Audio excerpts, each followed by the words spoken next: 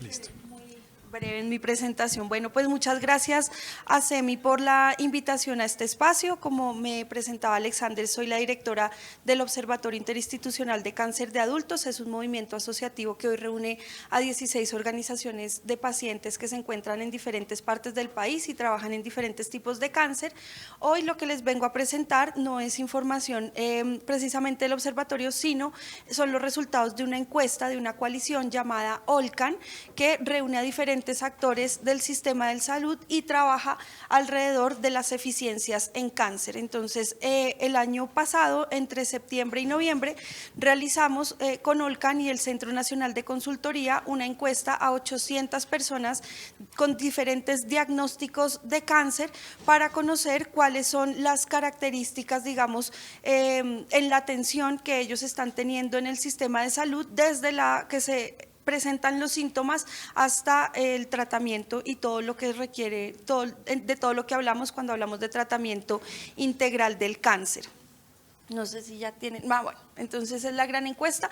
Si desean conocer más información, les dejo al final de la presentación mi correo electrónico para que, o si quieren ya, dirección@oicacancer.org, y si desean conocer más detalles de esta presentación, tenerla completa, porque aquí traigo algo muy resumido, con mucho gusto se las puedo enviar. Creo que este es un espacio supremamente importante, poder hablar con personas del sector del aseguramiento, con ustedes que trabajan en este sector tan importante en todo el proceso de atención de los pacientes, y valoro mucho, pues, digamos, esta oportunidad.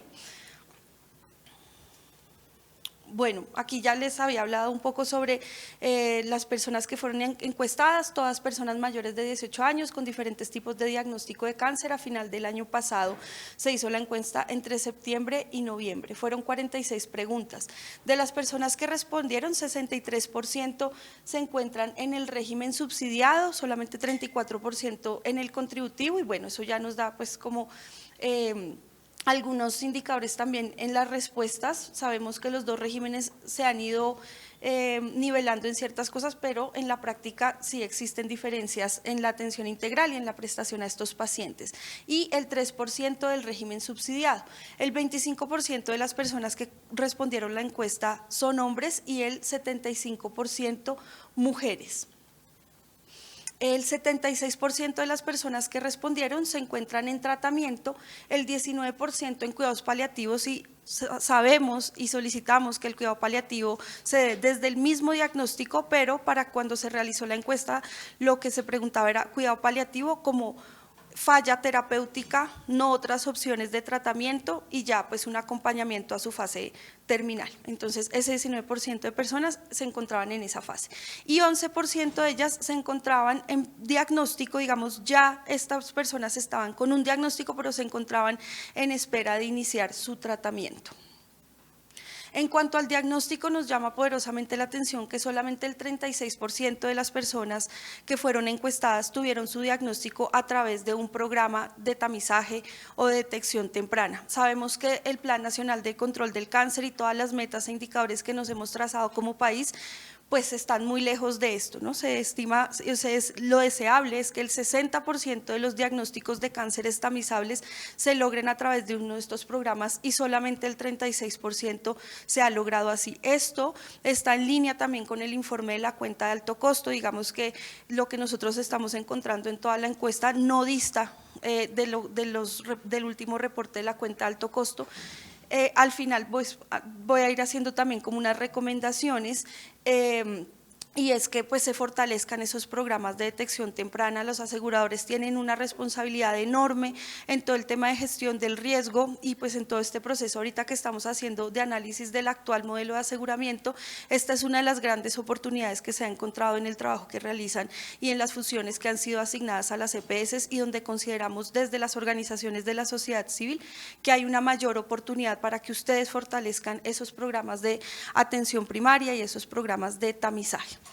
Esto se da, pues digamos, en el 45% de pacientes con cáncer de mama, 28% de pacientes con cáncer de cérvix, 39% de pacientes con cáncer de próstata. Solamente esos porcentajes fueron diagnosticados en esos programas. Ahora, para hablar de los tiempos de diagnóstico, una vez se presentan los síntomas, solamente el 25% tuvo un diagnóstico en menos de un mes desde que presentó los síntomas, pero es muy preocupante ver cómo la mayor parte de los pacientes tienen diagnósticos entre 4 y 6 meses, entre 7 meses y un año, y más de un año una vez presentados los síntomas. Sabemos que en cáncer el tiempo es un factor absolutamente crítico, que a medida que avanza el tiempo para tener un diagnóstico y luego para iniciar un tratamiento, que es otra de las problemáticas, pacientes que han tenido un diagnóstico se demoran 1, 2, 3, 4 y hasta 6 meses en iniciar un tratamiento. O sea, eso no lo podemos seguir permitiendo. Eso no impacta de manera positiva en los resultados en salud, eso no impacta de manera positiva en la sostenibilidad del sistema. Entre más progrese un paciente, más difícil, complejo y más costoso se hace su tratamiento. Y obviamente, hablando de calidad de vida y de resultados clínicos, pues esto realmente es muy preocupante. Más de una tercera parte de los participantes afirman haber tenido que acudir a mecanismos legales para llegar a un diagnóstico, ¿sí? Sabemos que al día se presentan 250 tutelas por negaciones o por dificultades de acceder a los servicios en salud.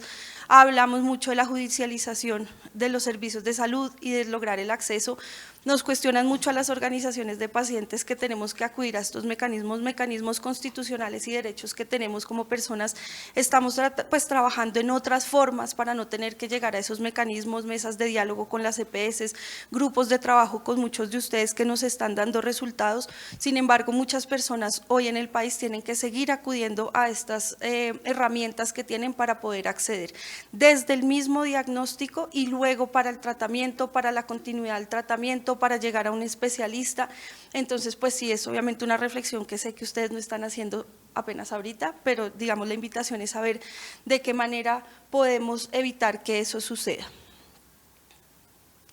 En cuanto a las IPS o el número de IPS en que han sido atendidos los pacientes, en una IPS en términos generales, tanto contributivo subsidiado como régimen especial, el 57% de los pacientes había sido atendido solamente en una IPS durante todo su tratamiento, en 2 el 25%, en 3 el 7% y en más de 3 el 11%.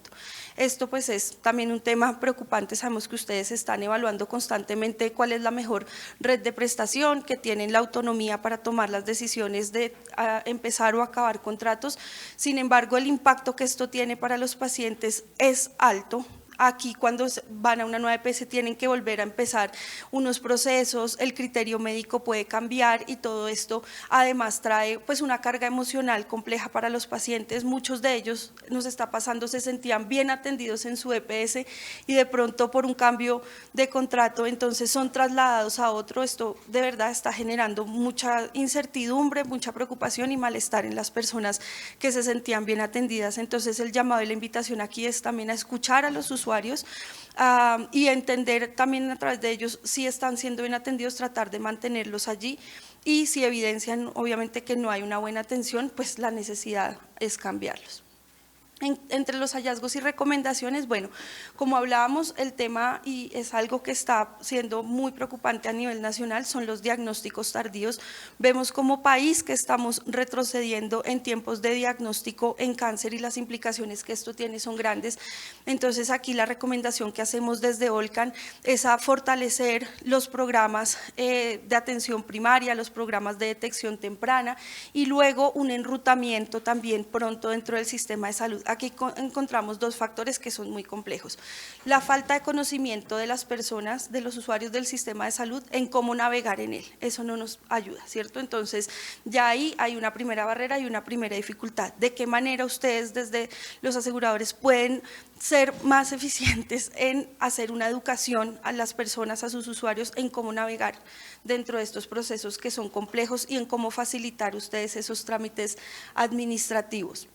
En segundo lugar, bueno, el tema pues nuevamente mejorar la experiencia del diagnóstico. Bueno, creo que no me voy a ampliar acá porque sabemos que tenemos corto tiempo. La quimioterapia es el método más utilizado en los pacientes. Digamos que aquí también encontramos que una vez se llega a un diagnóstico y se inicia un tratamiento, debemos reconocer que han disminuido las barreras para la continuidad del tratamiento, sin querer decir con esto que no existan, pero sí hemos avanzado y han avanzado ustedes en eso, en dar un tratamiento más continuo. Sin embargo, seguimos encontrando pacientes si necesitan 12 ciclos de quimioterapia y reciben 9, 8, 7, pues los resultados terapéuticos no van a ser los esperados, ¿no? Allí entonces se hace en términos de eficiencia del recurso, qué tan eficiente está siendo, o sea, ustedes están realmente usando bien el recurso, dándole 9 de 12 quimioterapias o 8 de 12 quimioterapias, o estamos perdiendo la plata ahí.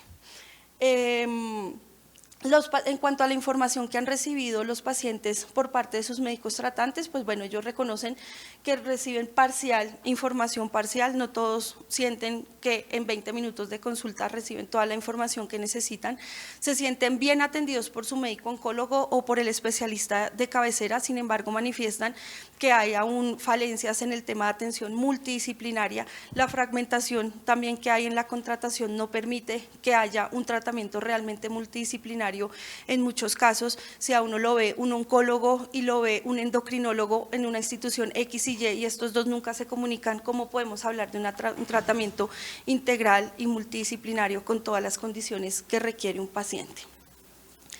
La mayoría de los encuestados reportan que no han sufrido cancelaciones en sus citas y que cuando las reciben les explican y les dan una razón por qué. Eso es algo a resaltar y a reconocer pues en todo el tema de la prestación. Eso pues tiene efectos positivos también en respeto y en relacionamiento con los pacientes. Con relación al acompañamiento, bueno, ya les había hablado un poco de qué es la atención multidisciplinaria y la atención integral que requiere un paciente. Veamos también a las personas que tienen cáncer no solamente como un elemento medicalizado, ¿cierto? Son personas que tienen múltiples necesidades, entonces, ¿qué tanto dentro de ese tratamiento integral y dentro pues, de lo que se define como integralidad requerida para un paciente oncológico se está dando acompañamiento psicosocial, estamos haciendo un buen manejo del dolor, el cuidado paliativo no debe ser un privilegio, realmente es una necesidad que tienen pacientes tanto del contributivo, del subsidiado, de zona rural, de zona urbana, y necesitamos avanzar como país en esa atención también de cuidados paliativos. La pandemia por COVID pues afectó negativamente todo el tema de diagnósticos, de tiempos de diagnóstico, aumentó la mortalidad. Estuve estudiando ayer para el Día Mundial del Cáncer de Seno y es muy preocupante ver cómo en el año 2020 cuando estaban los picos, aumentó en un 27% la mortalidad de mujeres con cáncer de mama y se redujo en un 8% los nuevos diagnósticos. Todo esto está haciendo que la carga de la enfermedad se vaya concentrando, que los problemas se sigan concentrando y nosotros pues desde las organizaciones de la sociedad civil no conocemos los programas y los planes que estén desarrollando ustedes para atender a estos temas de diagnósticos tardíos que se están dando por razón de la pandemia. Son factores múltiples los que se sumaron allí, el miedo de las personas en asistir al médico, la reducción en la oferta de servicios y todo esto. Hay muchos de los temas también que hablamos aquí que reconocemos que son problemas estructurales del sistema. Sabemos que la oportunidad de tiempos para el diagnóstico y citas con el especialista es algo que muchas veces se sale de sus manos mismas porque no hay un número suficiente de ningún especialista en el país. Además, la concentración de esos especialistas en una ciudad principal y en 3 o 4 alrededor, pues también hace que sea muy complejo, ¿no? Eso es algo pues que las recomendaciones y lo que uno puede hablar allí para mejorar las eficiencias en cáncer, pues son medidas que no dependen de un solo actor, es una problemática que necesita la intersectorialidad, el trabajo de muchas partes para poder llegar a soluciones sobre esas causas raíz que tenemos como sistema. En cuanto a las implicaciones financieras, bueno, pues sabemos que Colombia es uno de los países que tiene menor gasto de bolsillo para muchos temas, sin embargo, en los pacientes oncológicos, muchos de ellos manifiestan, algunos tienen que pagar las pruebas particulares para tener un diagnóstico más oportuno, algunos de ellos tienen que pues de su bolsillo costear muchos temas, pues porque el sistema no les permite un fácil acceso o porque prefieren ellos hacerlo de esta manera para cortar tiempos, claramente, pues digamos, hay personas que tienen capacidad de pago, pero esto implica unos temas complejos para aquellas personas que no la tienen. En cuanto a hallazgos y recomendaciones sociales, bueno, nuevamente un llamado a que realmente se vea la dimensión también emocional. Somos un país que tiene unos problemas de salud mental bastante complejos de los que apenas hemos empezado a hablar, pero la carga de la enfermedad del cáncer es grande para la paciente, para la familia, y hay que mirar también pues cómo se está trabajando con los grupos familiares para que sean un mejor elemento de soporte para esta persona que vive con el diagnóstico. Entonces, ¿de qué manera se pueden fortalecer esos programas también? En cuanto a recomendaciones, bueno, existe una importante oportunidad de mejora en lo que respecta a la forma en que se está dando la información a los pacientes, también de qué manera puede mejorarse esa educación y ese acompañamiento a los pacientes. El lenguaje es claro, el lenguaje es sencillo, las personas salen de consulta con información que luego pueden procesar ellos mismos, o es un lenguaje muy técnico. Se ha avanzado en el país en informar a los pacientes para que ellos sean partícipes también de sus decisiones. Aquí podemos hablar, digamos, y es informar, empoderar y activar al paciente de una manera positiva para que sea un sujeto mucho más activo también de su propio tratamiento. Un paciente que está informado, empoderado y activado realmente pues procesa mucho mejor y navega mucho mejor, se hace partícipe, y esto también es supremamente importante. Todos los procesos de capacitación y de sensibilización que ustedes tienen también con el personal en salud es sumamente importante.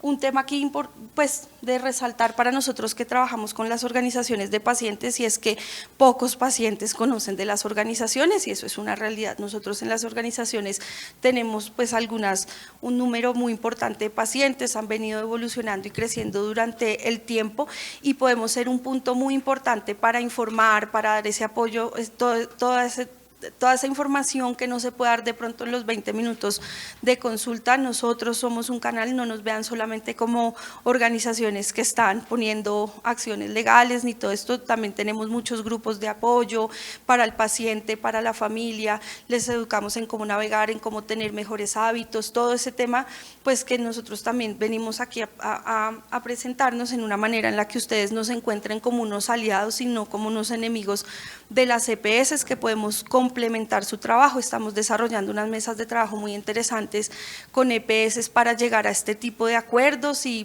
podernos colaborar, porque es notorio los resultados también que tiene para un paciente en muchos sentidos el hacer parte de una organización, construir una comunidad y pues desarrollar allí temas también que son importantes para su salud física, emocional y mental.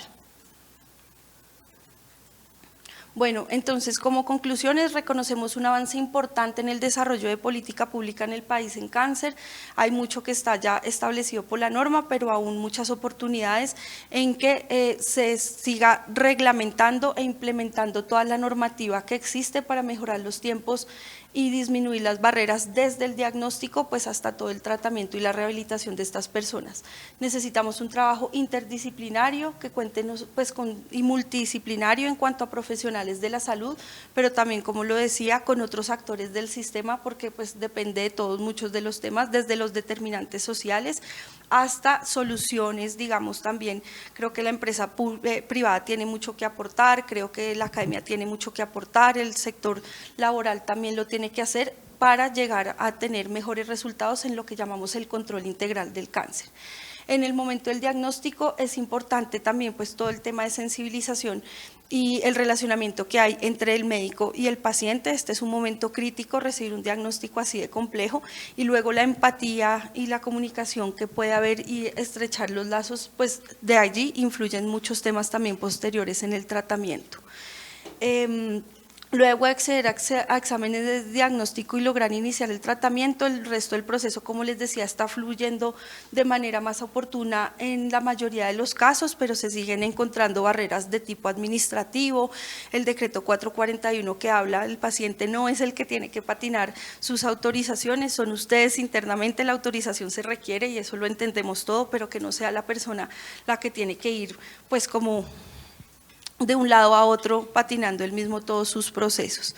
Se deben establecer procesos que permitan mayor interacción y calidad en la relación médico-paciente, un mejor seguimiento y acompañamiento en cada una de las etapas del tratamiento. Y bueno, eso era lo que teníamos para compartirles. Les agradezco mucho su atención.